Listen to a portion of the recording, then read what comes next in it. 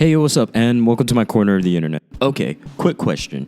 Is that the ending of Ranking of Kings? Like, is that it? Because, fam, if that's the end of it, like, I didn't like the ending. I'm gonna just put my opinion out there. I hated the ending. I thought the ending was too, like, everything gets tidy up and that's about it and that's just what happens and what happens is what happens. I genuinely did not like that ending. Like, I'm gonna make a video on it, like, going in more and more in depth, but honestly, what really happened? Like, what really happened? Because, fam, what really happened in this story? Like, nothing pretty much mattered. Of course, our main character grew and our main characters grew, but what? Okay, I'm gonna just make a video on it. That's probably gonna be next. Whatever. Next.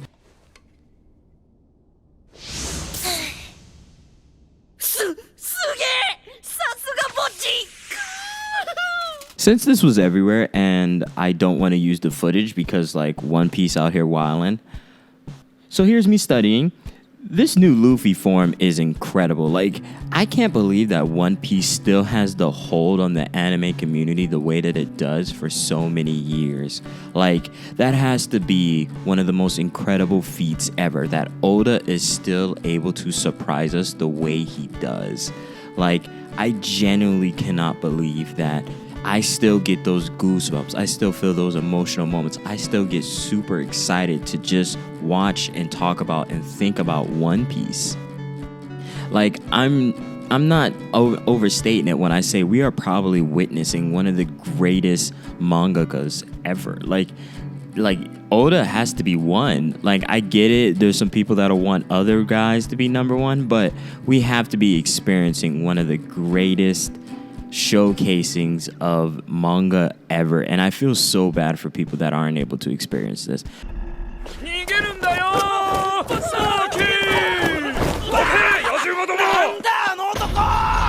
So now that we move towards the next season, I'm only interested in only a few things. Not because there's nothing interesting out there. I guess not a lot has caught my eye, and that might be more my problem. Like, I think I'm just gonna start giving things a 2 to 3 episode, like, all right, I'm gonna try this and see where it goes.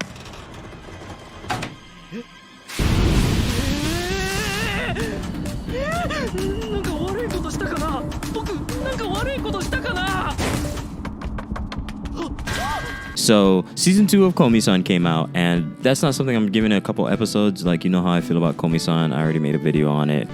Link is, because the greatness of the show and the humor is still there. It's still pleasant. It's still wonderfully animated, and I still enjoy it so much. And the first episode reminded me of why I enjoy it so much. But they put a little extra sauce on it. That sauce was literally just like the more candid and warm moments. Like, I really do love this show. This show has to go down as a really incredible way of making someone who doesn't necessarily like school anime enjoy school anime. Like, it just did it for me. Like, I can't believe I'm so interested in a genre that's been done so many times, so many iterations, and this iteration just feels new, fresh, and interesting.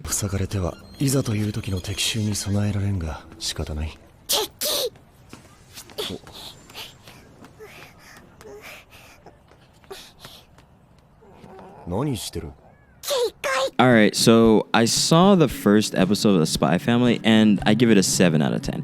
And it's a good anime. It was animated well. It's pretty much doing what it needs to definitely deal with all the hype that it has.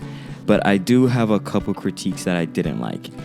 I genuinely hate Anya's voice. I can't stand it. Like, I understand that she's like 4, well, she's 5, but she's really 4. I get that she's a child. I get that.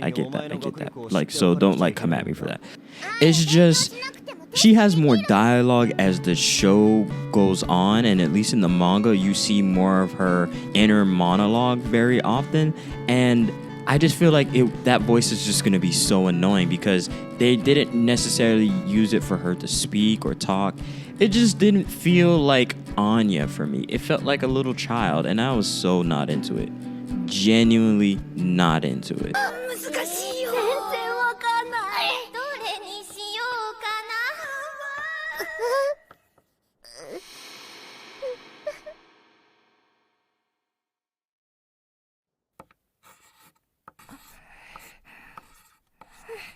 And also, they didn't really focus on the faces. They didn't put the emphasis that the manga does. And I understand there is differences between the anime and manga. But I believe that one of the key good points about Spy Family was its expressions, the way the faces contorted and shifted, and a lot of the natural ways that it made you laugh just off the physical humor and some of the paneling of where we're looking at someone's face after a reaction or after thinking of something. And Anya sells the show with facial expressions.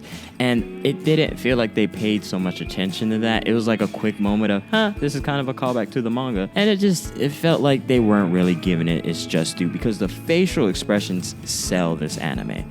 Like the facial expressions, the way the mangaka really decided to drive home a lot of the funny expressions that come within our characters. And it's there. I think they can do it right. I do believe they can do it right, but I want them to put more emphasis on it to make it more of an integral part of this anime, because in the manga, it is hilarious how many times I've laughed at the faces. And like going on the internet, how many of Anya's faces are just Avi's for like Twitter users. Like, she has such a memeable face. Like, it needs to be more emphasis on that. But other than that, I think it's going to be a great show to watch for this season, and I think it's going to do well. 何時間でも見ていられる。おい、そんなに見つめるな。瞬きもしてないじゃないか。でも勘違いするなよ。これは決して嫌だというわけ。Also, I have a guilty pleasure anime that I know I probably shouldn't be interested in, but it's such a guilty pleasure. Like, Love After World Domination, Listen, I just think it's something fun and interesting to watch, and I don't know, man. For me, it does what it needs to do. Like, a lot of the ecchi, a lot of the cool points, and I love that it's making fun of Power Rangers. That's so cool to me. Like, I don't know. I'm not gonna feel bad for liking it, but I know it's a guilty pleasure, and it's like, dog, why do you like that? But I like what I like. It's really funny, it's goofy, and it has a bit of romance, and our main character is at least open enough to be like, hey, yo, let me ask you out, and like, let me hold your hand. Like, at least our main character has the gall to go up and be like, hey, yo, ma, I like you though. Like, I love that. Like, I think it's a good watch, and I do recommend it, but it's definitely something you just turn off your brain and just like, you deal with what you're watching and you enjoy it for what it is. 告白はしたのかね？まさか、俺はヒーローです。彼女とは住む世界が違いすぎる。So currently right now what I'm watching is Nana, and that's the bit older anime with the two Nanas. I think it's interesting. I love it, and I do recommend it. I'm gonna make a video on it, but it's gonna take a little while because that show has over... Huh? Well, good morning, Hachi. It's a beautiful day. Want to go for a walk? Why didn't you wake me up? Why? that loves super long animes, and now I'm watching shorter ones, and I'm okay with it. As long as the ending's good and it gave me what I wanted, or at least I was entertained enough, so I'm not really having an issue, though I do get sad when I get close to finishing it. Like, I just finished Uramichi Oniisan. I'm excited to make a video on that because there's so many things I could say, and definitely a lot of its conversations about adulthood. It says a lot of heartfelt things, and it does it under the guise of suffering and our main character. But there's so much to talk about within that anime, and there's so many things that I got from it, and there's so many things that I think it did well as a good show.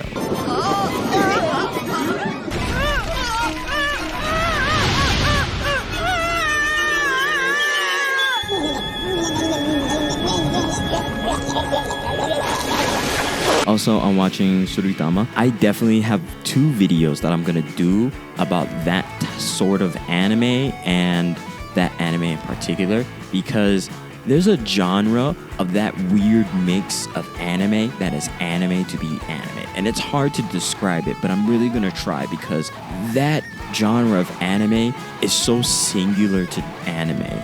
Like, it's really hard to break down what it is. And another anime that follows somewhat of that same formula, but it's a little bit more on the monogatari side, is Arakawa Under a Bridge. Sorry if I botched that, but you know what I'm saying. And I'll obviously be showing it. That's another anime that follows this. That's only in anime you'll see something like that. And I'm not saying that only anime can produce that. Well, actually, technically I am.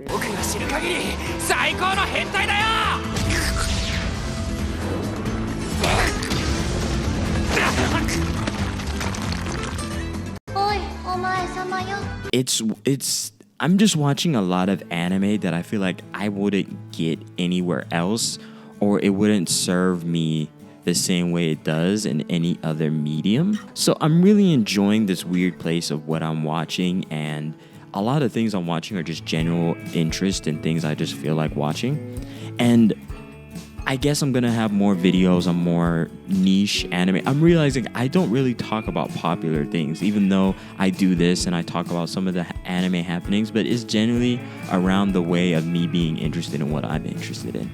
And I'm super glad that you're watching this. I am now 1 year into making videos about anime and stuff like that, which I'm incredibly appreciative. I don't get much views, but I appreciate everyone watching.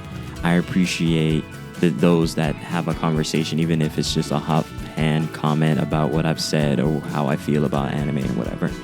I'm happy to keep doing this. I love doing this, and this genuinely makes me happy. Hopefully I hit some goals with some subscribers and watch time, stuff like that, but at the end of the day, what makes me do this every week is because I genuinely love this, and I'm gonna try to come out with more videos, more ideas. I just need to get that schedule of momentum down. Once I get it down, it's gonna be consistent, but I'm super happy for where I am with this channel and what I'm doing. I'm overjoyed. So thank you so much. I genuinely appreciate you, and have a great day.